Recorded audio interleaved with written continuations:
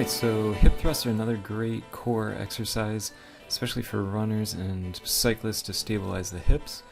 Some key points to start with.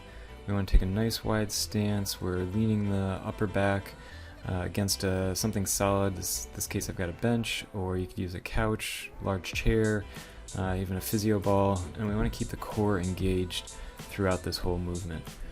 So we're going to engage the glutes to lift the hips, get that thrusting action, get the hips nice and high, and continue to keep the core engaged so the upper body is staying in that plank position.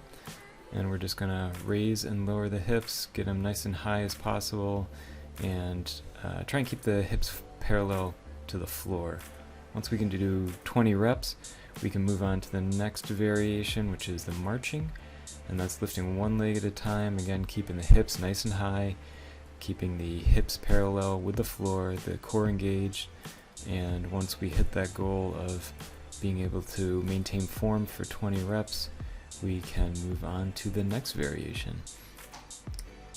Here we're going to add a little extension in the leg, so one leg fully extended out and raising and lower the hips, again thrusting up, contracting the glute, keeping the hips parallel to the floor the whole time. We don't want to let that unsupported side drop.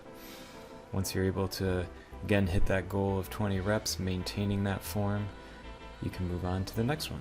So now we're progressing to using a Physio Ball, adding a little instability, and I'd suggest starting with a two-legged version. This is showing the one, and we're just curling that ball towards your body to lift those hips nice and high.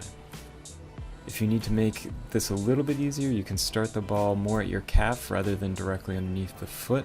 This should make it a little bit easier and a little bit more stable. And those are the variations of the hip thrust.